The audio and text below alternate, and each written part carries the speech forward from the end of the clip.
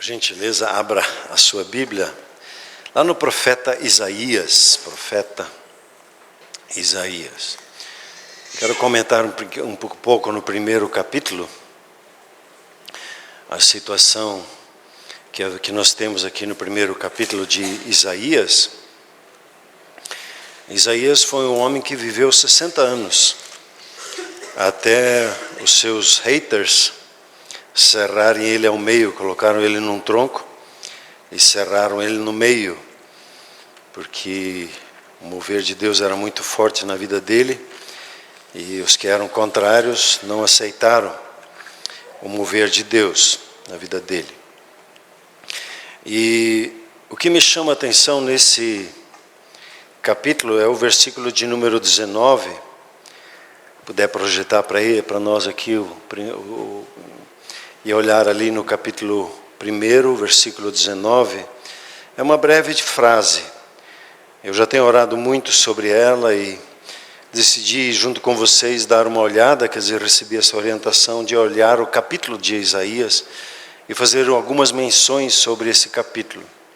E nesse capítulo você tem essa declaração: se quiserdes e me ouvirdes, comereis o melhor desta terra. Se quiserdes e me ouvirdes, comereis o melhor desta terra. Numa conversa de mesa, um irmão, ele soltou uma pérola e disse assim: não, eu tenho livre-arbítrio, e Deus me disse para fazer alguma coisa, eu disse não para ele. Ele disse: meu irmão, não faça isso. Essa é a essência do pecado. Quando Deus nos diz algo para fazer e eu não faço. O livre-arbítrio não é para fazer o que eu quero. Eu sou livre para escolher a vontade dele e fazer a vontade dele. Há uma grande diferença aí. Quando nós falamos no livre-arbítrio, nossa vontade, ela estava presa, subjugada ao império das trevas. E Jesus veio e o Espírito Santo nos libertou dela. E nós temos conversado nesse ano, sobre o ano do ouvir e obedecer. Primeiro, a mensagem foi sobre a importância da voz na criação, e como todas as coisas que nós vemos ao nosso redor foram criadas pela palavra que Deus criou. Nós conversamos um pouquinho sobre a voz de Deus com a sua família, e como Deus quer e tem chamado a sua família para ouvir a sua voz, e ser guiado debaixo dessa voz. Nós conversamos sobre a importância do Espírito Santo, que nos ajuda a ouvir a voz de Deus. Sem Ele nós não temos essa habilidade, nós dependemos dEle que nos ajude a perceber e a discernir a vontade dEle. O pastor Saulo falou um pouquinho sobre a confiança na voz de Deus. Entregamos o controle da vida para entrarmos nos mistérios de Deus, no falar dEle conosco. Entramos em alguns lugares que aparentemente nos parecem inseguros, porque nós não o controlamos, mas debaixo da voz dEle nós estamos seguros, e os mistérios, nós vivemos esse mistério da parte de Deus. O pastor Werner, domingo passado, falou conosco sobre a importância de ouvir e obedecer, e quando nós ouvimos e obedecemos, somos alimentados, nutridos pela vontade de Deus. Há um alimento muito forte, espiritualmente falando, quando nós decidimos ouvir a voz de Deus. Nós somos nutridos com o maná dos céus, né? E recebemos uma energia fora do comum, assim por dizer, para a vida. Sempre que, eu gosto de lembrar, né, Mateus 4,4, sempre que alguma forma a nossa vida é atacada e nós ficamos desanimados, desencorajados, Jesus diz assim: nós não vivemos só de pão e de carne. Nós vivemos pela palavra que procede, que vem da boca de Deus. E eu tenho praticado isso toda vez que eu sinto meio abatido, cansado, eu vou para a presença de Deus e aí saio renovado. Eu entro lá na oração que nem aquela figura, né? Como um gato todo molhado, e saio que nem um leão, convicto, né? Certo do agir de Deus. E eu entendo que o Senhor hoje, Ele quer fazer uma coisa conosco. É fortalecer a nossa decisão por ouvir a voz e obedecer esta voz. Esse texto aqui, ele apresenta essa primeira expressão: se quiserdes e me ouvirdes. E às vezes fico pensando, os psicólogos falam no superego, e como algumas das coisas se encaixam em todo o nosso ser, no nosso espírito, na nossa alma, no nosso corpo. a dinâmica da centralidade do nosso querer. Deus nos criou com essa habilidade. E assim nós expressamos a imagem e a semelhança dele. A imagem que é as características pessoais de Deus que foram colocadas em nós. E a semelhança é a habilidade de agir como Deus agiria. Então é pensar e agir, caminhar nos caminhos de Deus para as nossas vidas. E Deus coloca aqui, e Ele sempre vai tratar assim conosco, com respeito, com a sua vontade. Se você quiser e me ouvir, vai comer do melhor. E Ele lança para nós essa decisão. É uma decisão que nós precisamos tomar na nossa vida. Tem dois textos que eu já mencionei aqui algumas vezes, Isaías um pouquinho mais adiante, no capítulo 30, ele diz assim: assim diz o Senhor, o Deus, o Santo de Israel: em vos converterdes e em sossegardes está a vossa salvação. Quando eu busco a Deus, sossego na presença dEle, eu obtenho a salvação, a orientação dEle, a solução que vem da parte dEle para a minha vida. E Ele continua dizendo: na tranquilidade e na confiança a vossa força. Quando a gente tranquiliza, o que acontece? Quando você está em ambientes que você está no descanso de Deus, o Espírito Santo pode se movimentar mais facilmente na sua vida. Quando eu estou ansioso, eu estou no comando, confuso com as coisas, e o Espírito Santo não consegue me dirigir como Ele gostaria. Eu preciso entrar na tranquilidade, e Ele diz aqui, confiar. E isso é quase que impossível para nós, né? Mas o Espírito Santo nos capacita a confiar. E aí Ele diz assim: nisso está a sua força. E aí ele termina esse versículo e diz: mas vocês não quiseram. Deus pronto para nos abençoar, com a sua força, com a sua salvação, mas vocês não quiseram. Um outro texto que fala ali da dinâmica do Veredas Antigas, em Jeremias, ele diz assim: assim diz o Senhor, ponde-vos à margem no caminho e vede, perguntai pelas veredas antigas, pelos princípios eternos, pelo olam de Deus, por aquilo que faz a vida funcionar. E ele diz, continua: qual é o bom caminho? E andai, e achareis descanso para a vossa alma. E ele diz: mas vocês me dizem, nós não andaremos. Nós achamos que sabemos melhor. E aí a nossa alma fica angustiada, a gente busca em livros de autoajuda, a gente busca ali, acolá, pede oração, enquanto nós precisamos responder à voz de Deus naquilo que Ele tem para nós. Então a pergunta-chave que eu gostaria de tratar com você hoje, e eu entendo que o Espírito Santo coloca isso para nós: o quanto realmente nós queremos ouvir a voz de Deus? Se desse de nota de 0 a 10, o quanto realmente eu quero? O quanto estamos dispostos, e aí entra a nota que nós podemos dar. Quanto eu estou disposto a dar do meu tempo e a dar do meu dinheiro, para que eu possa ouvir a Deus e obedecer. Ou, perguntando diferente, estamos dispostos a nos deixar contradizer por Deus e mesmo assim obedecer?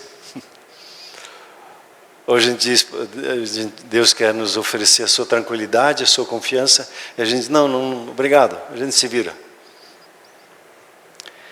Israel, como nos ensina lá em Coríntios, muitas das coisas que aconteceu com Israel, ou a maioria das coisas, é por exemplo para nós, e nós precisamos aprender com a nação de Israel. Israel tinha tudo, mas não quis ouvir e obedecer a Deus. E esse primeiro capítulo mostra o que acontece com aquele que decide não ouvir e obedecer a Deus. Ele tem toda a herança, tem todas as promessas, tem tudo que é possível. Israel tinha tudo, mas decidiu não obedecer. Quando se pega o contexto político, entrando um pouquinho no livro, no momento de Isaías, ele viveu ali 740, 680 a.C., no século VIII a.C., um período muito crítico na história de Judá. Israel, ele tinha se dividido, né? Tinham 10 tribos no norte e 2 tribos no sul. A tribo do norte ela tinha sido espalhada pelos assírios. Os assírios tinham vindo da parte do norte. A Síria fica ali onde é que hoje é uma parte da Turquia, talvez ali onde é que o ISIS ficava, né? Norte da Turquia, do Irã, do Iraque, aquela região assim. E foi um exército muito poderoso. E eles eram muito violentos assim na dinâmica. Um dos prazeres deles, por exemplo, era cortar a barriga de uma mulher grávida, e demonstrando força, poder. E a qualidade dos assírios é que eles, quando eles dominavam uma nação, o que eles fizeram com Israel, eles pegaram o povo e assim fizeram assim, ó. Até hoje essas 10 tribos não são identificadas, porque elas foram distribuídas, entraram nas diversas culturas e se perderam essas 10 tribos. E Judá estava no sul, e Isaías fala em 4 reinados: Uzias, Jotão, Acás e Ezequias. E durante seu ministério, então, o reino do norte foi destruído, e Judá então agora estava sob pressão, uma pressão política muito grande. Em quem confia? Confia nos exércitos que tem, na sua própria força, ou vai confiar em Deus? E às vezes nós estamos numa situação idêntica. Ou a gente confia em Deus, ou a gente confia na economia, ou a gente confia nos especialistas, ou confia no falar de Deus na nossa vida. Então o grande tema de Isaías é em quem vamos confiar em meio às crises que a vida traz. E a vida é feita de muitas crises, né? Qual é a voz que eu vou ouvir e obedecer para ver os melhores dias que Deus tem preparado para nós? Onde eu busco as soluções para a minha vida? Então você tem essa situação política da ameaça da Síria, provavelmente ameaçando também dominar a eles. Se confiavam agora em fazer alianças políticas com o Egito, com outros países para tentar segurar os assírios. Eles tinham uma situação muito difícil, porque a fé deles tinha se tornado apenas uma tradição. Eles viviam eles faziam os seus cultos, eles obedeciam à palavra de Deus dentro daquilo que eles conseguiam desenvolver. E Isaías, ele chama constantemente a um arrependimento, a mudança de mentalidade, para que eles não misturassem a sua fé com as coisas que ouviam das outras nações, porque Deus tinha chamado Israel, como nos tem chamado, para sermos um povo de exclusividade dele. Nós somos chamados para termos uma mentalidade do reino. Nós somos chamados para ter um padrão de vida de acordo com o reino. Nós temos um rei que é, entre aspas, assim, exclusivista. Ele não divide o trono da nossa vida com ninguém. E tudo aquilo que nos divide em pensamentos, em sentimentos, em pessoas ou coisas, são chamados de ídolos. E ídolos do coração dividem o nosso coração, como nós vimos hoje. O dinheiro é um ídolo que pode dividir o nosso coração. E a pergunta é se tem algo ou alguém em primeiro lugar no meu coração. E Deus vai tocar nesse assunto quando Ele quer tratar a nossa vida, porque Ele quer exclusividade do nosso coração. E é o que Isaías, quando conversou com o povo, chamava o povo para um arrependimento, para ter um coração puro, quer dizer, um coração sem misturas de pensamentos e de vontades, né? Um coração totalmente rendido. Isaías, ele vivia na corte de Judá, ele interagia ali com a liderança, então ele era um profeta e um conselheiro. Lembrando que dentro do momento histórico, o Espírito Santo não havia sido dado, porque Jesus ainda não tinha sido glorificado. Então o Espírito Santo atuava pontualmente na vida de um profeta conforme uma necessidade. Então se buscava o profeta, o Espírito Santo vinha pontualmente na vida dele, dando a orientação, a inspiração, e assim as pessoas tinham uma necessidade de ter o profeta. E a corte de Judá então tinha em Isaías como profeta e também o conselheiro. Ele era, podemos dizer assim, o que influenciava, ele tinha uma posição de influência dentro do governo. E quando você assiste filmes assim de corte, né, de de governo, você vê como a luta acontece. Esses dias assistimos a história da Rainha Vitória, e como a corte ali na Inglaterra, tudo um ponto de interesses, de vontades, e a rainha precisava se defender e entender com quem estava, e às vezes estava com um enganador que estava usurpando, e ela tomando decisões. Então, as cortes aqui da terra são assim, cheias de interesses, cada um com a sua vontade. E às vezes na igreja a gente enfrenta isso, cada um com as suas vontades. E quando nosso desejo único e absoluto deveria ser somente e exclusivamente a vontade de Deus, em juntos discernirmos a vontade dele. E Isaías tinha então uma mensagem, por um lado de julgamento, por outro lado de esperança, como nós vamos ver nesse primeiro capítulo. Então, eu queria ver contigo, gradativamente, vou lendo o capítulo, e queria chamar a atenção a alguns pontos, enquanto que nós lemos os primeiros 20 versículos desse capítulo. Não vamos ler todo ele. Então, o primeiro ponto que você tem ali, versículo 1, visão de Isaías, filho de Amós, que ele teve a respeito de Judá e Jerusalém nos dias de Uzias, Jotão, Acaz e Ezequias, reis de Judá. O que me chamou a atenção, a questão da palavra visão indica que Isaías ele vivia debaixo de uma revelação divina. E a palavra que é usada ali para visão trazia da parte de Deus orientação. Então, quando Isaías falava das visões, e ele vai falando na sequência, você vai ver que ele fala debaixo de autoridade. Ele não está falando da cabeça dele, das vontades, dos medos e indignação dele. Ele está falando porque ele recebeu uma palavra da parte de Deus e ele entrega essa palavra. E nisto consiste a autoridade de Isaías, pela visão que ele carregava, a autoridade divina. E a revelação, o que ela é? Ela é uma abertura do pensamento do ser humano para que receba do coração de Deus uma palavra.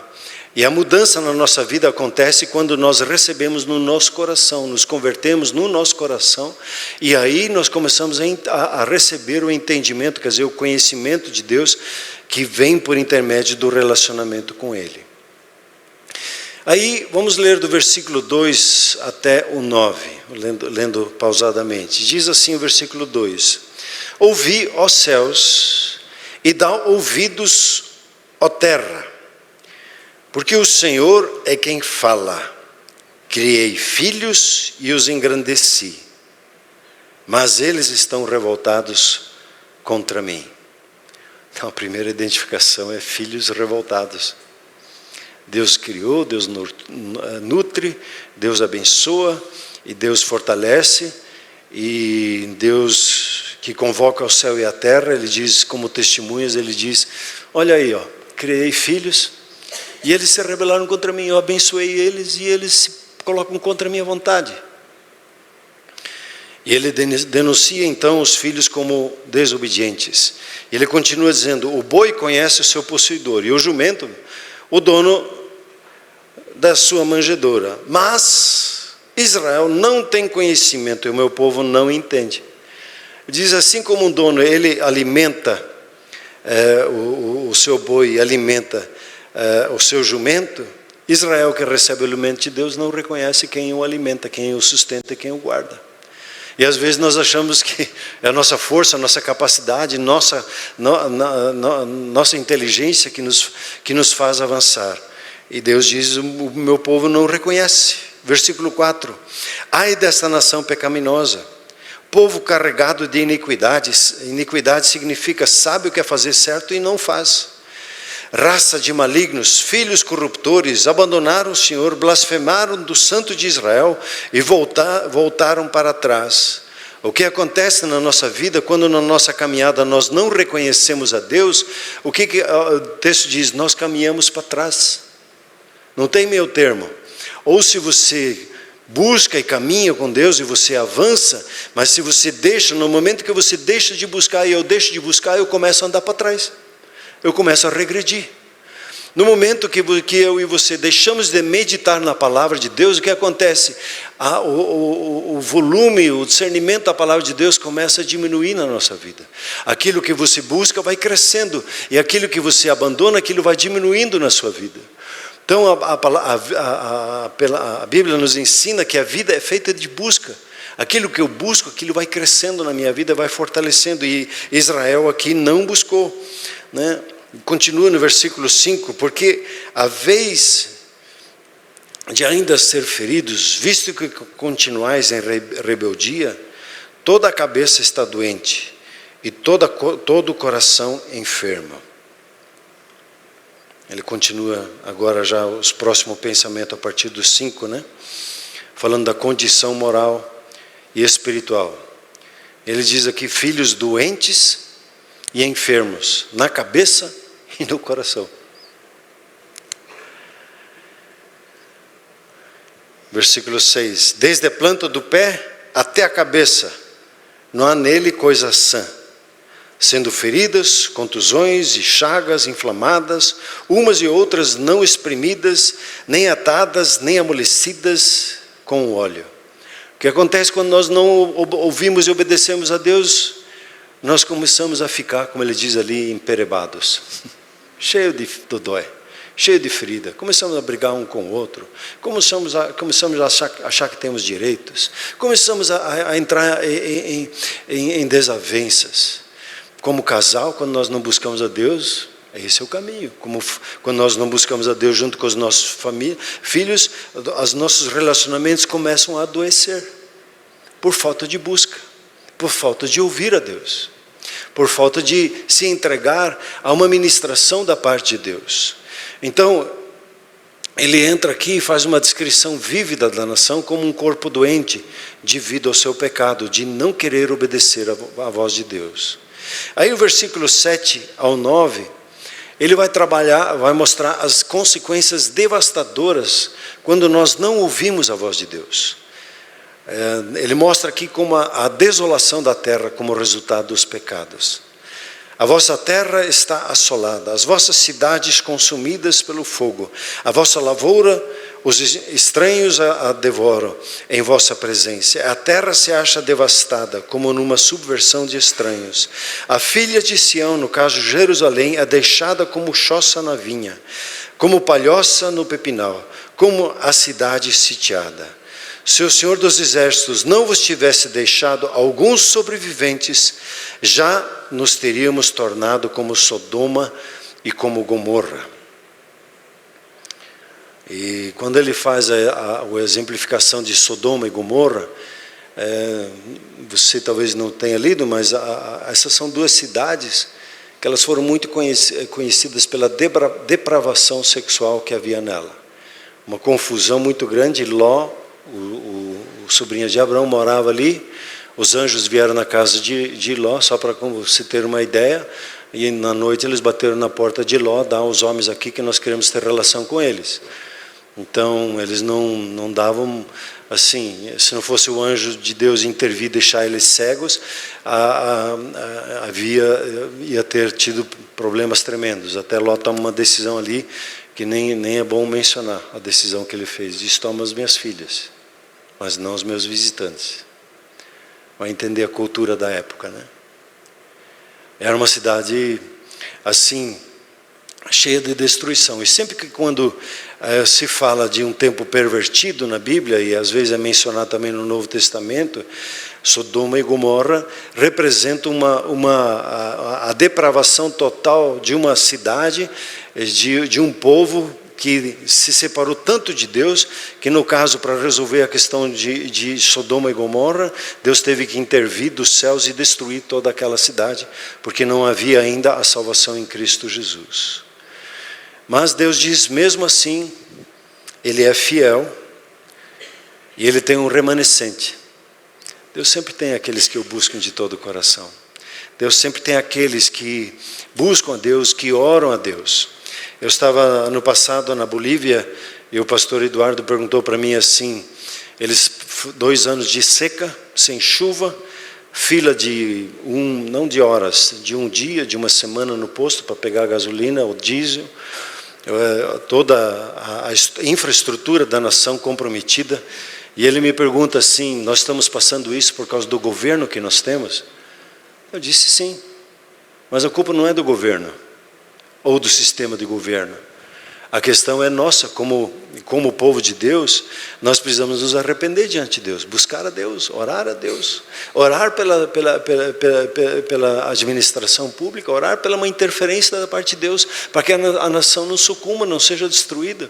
Nós às vezes fazemos certas perguntas que nós queremos colocar a culpa num governo ou num sistema, e quando a resposta está conosco, o remanescente, aqueles que buscam a Deus, que oram pela nação, que não se preocupam pelo sistema de governo, porque nós não dependemos do sistema de governo, nós dependemos do governo de Deus na nossa vida.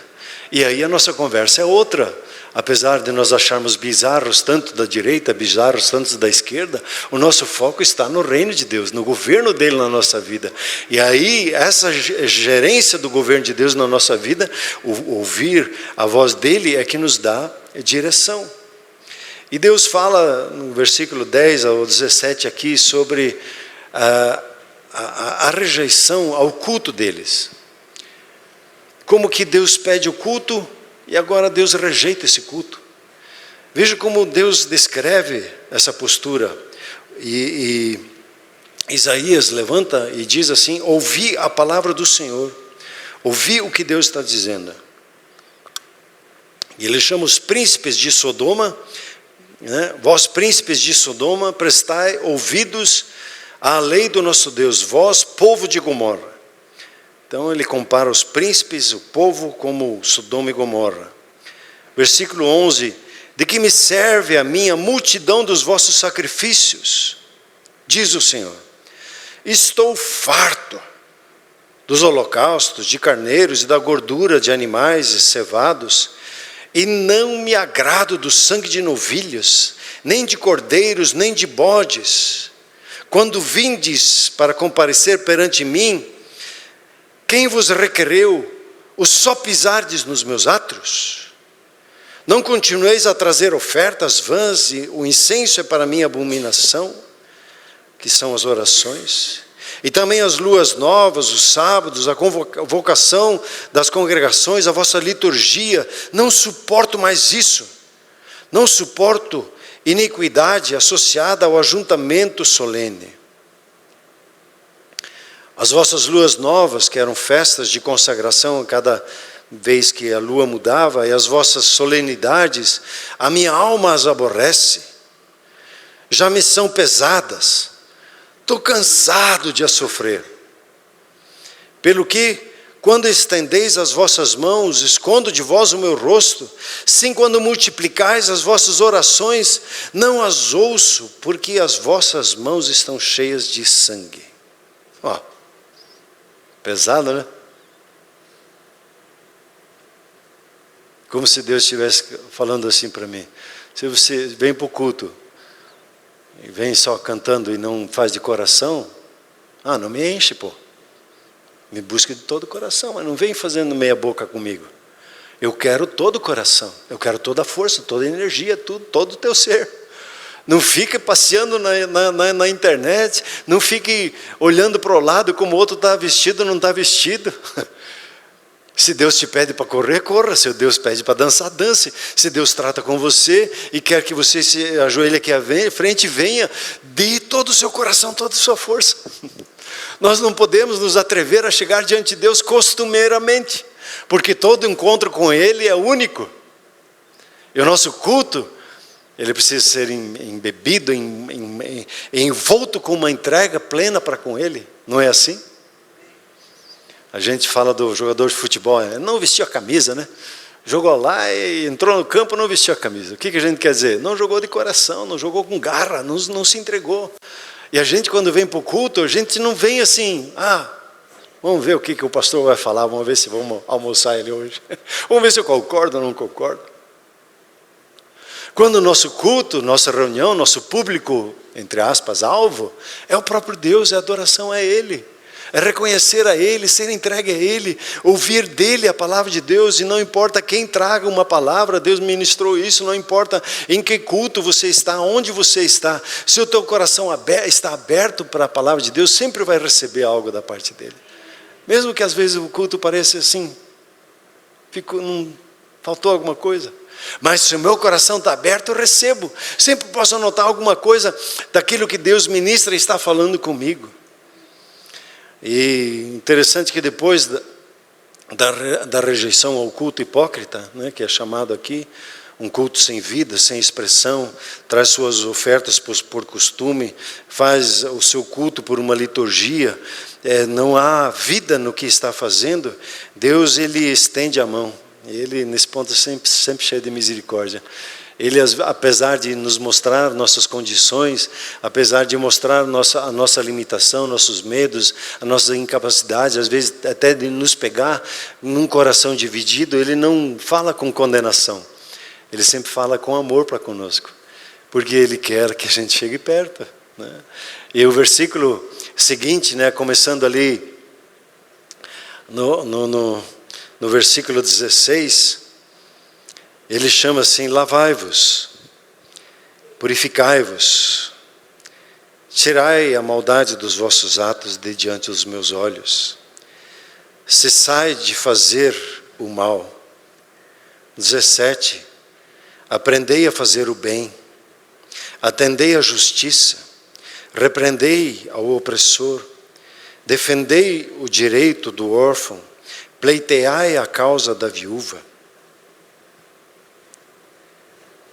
Ele nos chama, e quando a gente vive longe de Deus, a gente entra numa religiosidade, a gente faz as coisas por costume, mas quando a gente ouve Deus, e a gente vem para ouvir a Deus, vem para ouvir a sua voz, nós somos renovados. E quando nós nos deparamos, e isso pode acontecer com cada um de nós, às vezes comigo, né, puxa, estou cansado hoje. Um dia ontem começou às 5:30 da manhã e terminou às 10 da noite. Hoje até quase perdi a hora. E aí você percebe a sua fraqueza, mas se diz: Senhor, aqui está meu coração. Você se limpa de desculpas, você lava as mãos do esforço próprio. Você pede: Senhor, purifica o meu coração para que eu possa prestar ao Senhor um culto agradável ao Senhor. Onde você vem para focar a Deus. E o versículo 18 é um versículo que chama muita atenção. Versículo 18, Deus diz assim: venha comigo aqui. Vamos pensar junto. Quando Ele diz arrazoemos, vamos usar a razão juntos. Pega a tua razão, e é o único texto na palavra de Deus em que Deus diz assim: use a tua razão junto comigo agora. Até indicando que quando você raciocina, e eu raciocino, nós precisamos fazer isso na presença de Deus. Nós precisamos submeter o nosso raciocínio, a nossa maneira de pensar diante de Deus. E Deus diz: então vem pensar comigo. E aí, como Deus pensa? Veja o versículo. Como é que Ele pensa? Ainda que os vossos pecados sejam como a escarlata, eles se tornarão brancos como a neve. E ainda que sejam... Espera aí, ainda não terminei lá. Segura aqui, eu quero um pouquinho. Eles se tornarão brancos como a neve, e ainda que sejam vermelhos como o carmesim, se tornarão como a lã.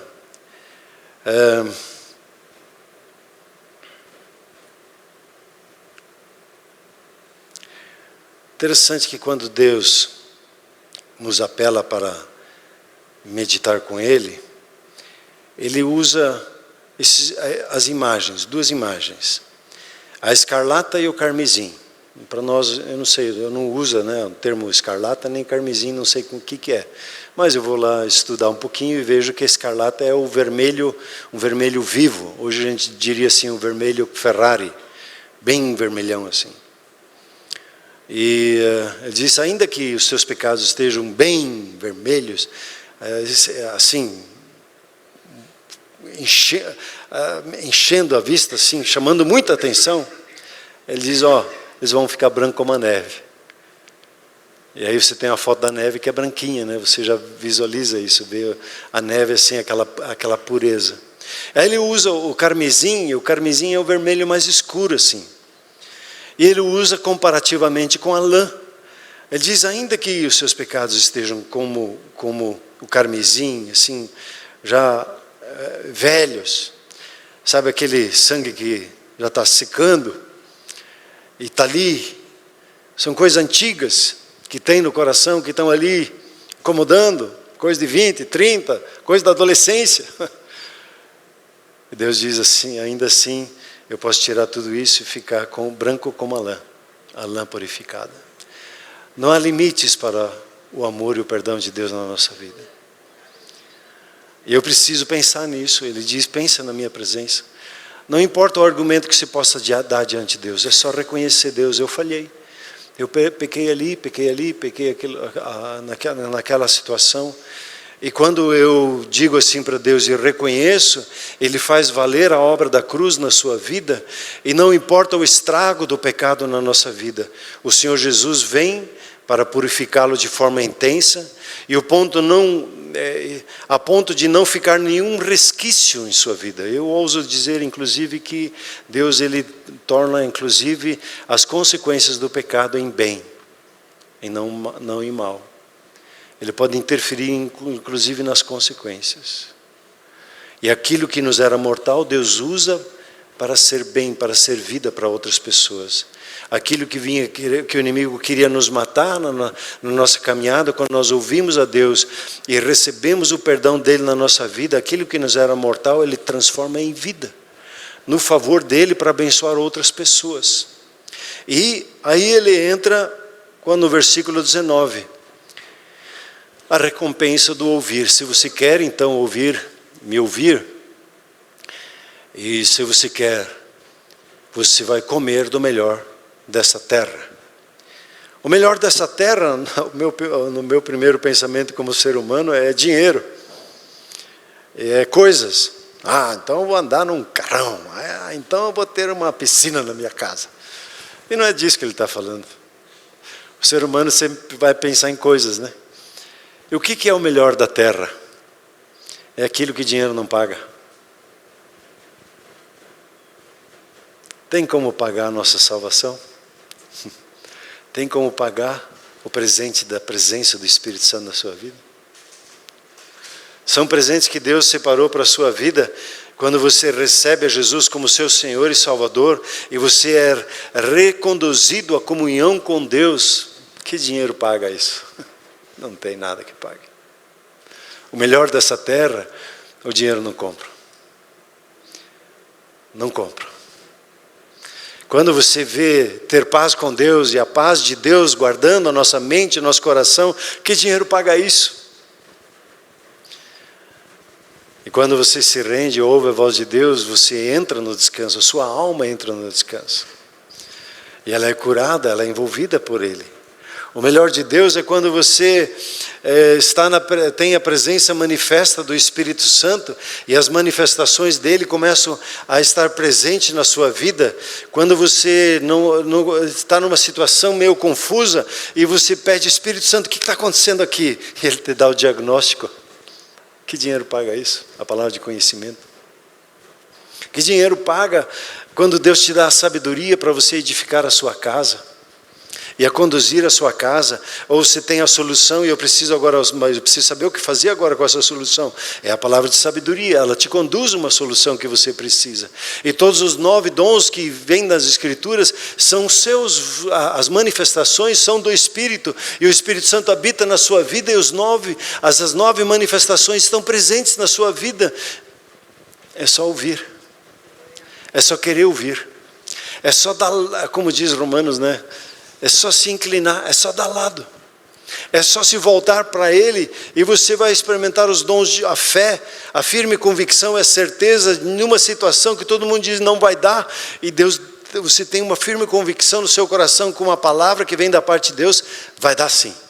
Você percebe uma convicção, uma certeza no seu interior que é a fé.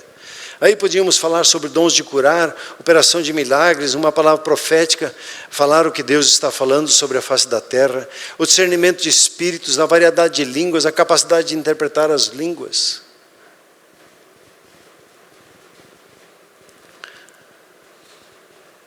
Se nós queremos e nos dispomos a ouvir, nós vamos usufruir do melhor da terra. Se com muito ou com poucas coisas, se com os melhores, ou talvez não tão melhores carros, talvez andando de ônibus, nós usufruímos do melhor da terra. Uau! Não há nada que pague isso. Versículo 20, e até ali que eu quero ir com você. Ele diz: mas se recusardes e fordes rebeldes, sereis devorados à espada, porque a boca do Senhor o disse. Judá teve a oportunidade, e enquanto eles ouviam, eles prevaleceram um bom tempo ainda depois de Israel ser tomado, as 10 tribos serem tomadas. Israel e Judá ainda conseguiu se manter, teve vários reis ali que buscaram ainda as suas reformas, mas sempre vinha uma liderança que travava, e depois eles foram presos para a Babilônia, foram levados para a Babilônia. Aí entra Jeremias nesse processo.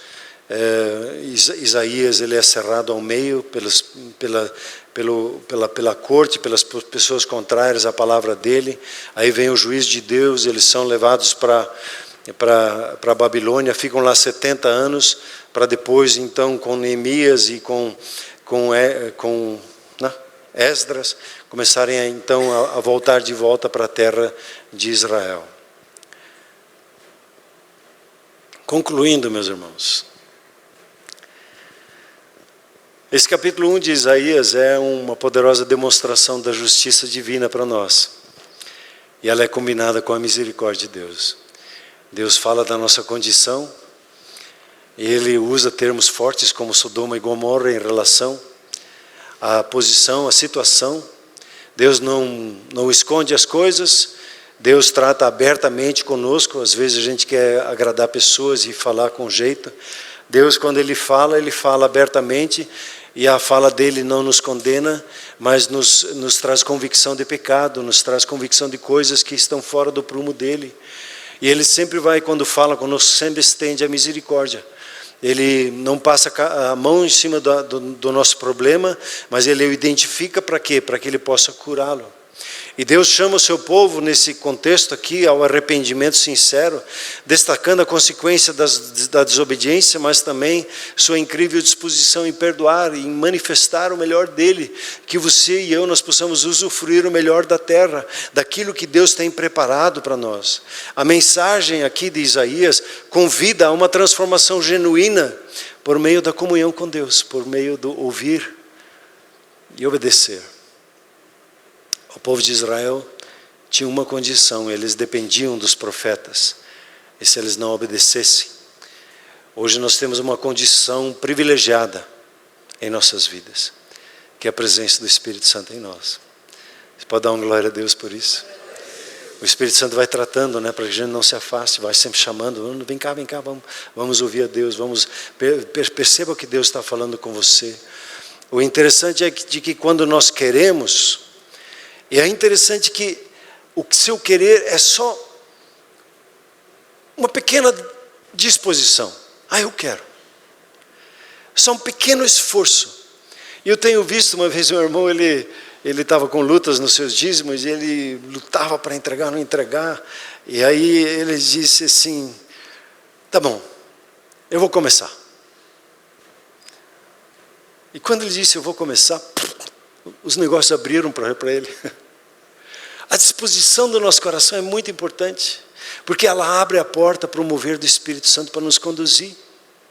Eu não preciso ter a força, eu não preciso ter todo o entendimento, apenas a disposição de dizer: Senhor, eu quero ouvir a sua voz, eu quero perceber como o Senhor tira todo e qualquer condenação e me deixa branco como a neve, me deixa branco, limpo, puro, sem misturas como a lã. E quando nós mostramos nossa disposição para obedecer, Ele nos perdoa e nos traz a comunhão com Ele. E o resultado aqui da falta de obediência é que a terra sofreu. A nossa obediência, ela tem o poder de transformar o Brasil.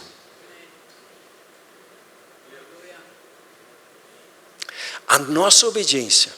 Aí você tem 2 Crônicas, né, 7,14. Se o meu povo que se chama pelo meu nome se voltar, me ouvir, me obedecer, se converter dos seus maus caminhos, né, tirar as coisas, as outras vozes, cessar as outras vozes para ouvir a Deus, eu sararei a sua terra. Está sobre nós o destino da nação brasileira. Nas nossas pequenas, entre aspas, obediências, está a cura da nossa nação. E Deus é justo, e Ele vai ver, e Ele vai cumprir a sua palavra sobre as nossas vidas. A pergunta então que eu fiz no começo, o quanto que nós queremos ouvir a voz de Deus? A Bíblia diz, se quiserem me ouvirdes, comereis do melhor. É só tó de pão de ló, ou é só picanha, ou é só aquela costela bem no ponto que se aperta assim e o suco sai. A paz dele, o mover dele na sua vida, dormir em paz, não lutar com ansiedade mais, ter a paz na mente, no coração, ser pessoa saudável, da planta dos pés ao topo da cabeça, em vez de ser emperebado da planta dos pés ao topo da cabeça, ser curado da planta dos pés ao topo da cabeça, sermos saudáveis nos relacionamentos, porque a voz de Deus sempre vai nos conduzir para a restauração, restituição da parte dele. Você recebe essa palavra hoje? Amém? Vamos nos colocar em pé, peço que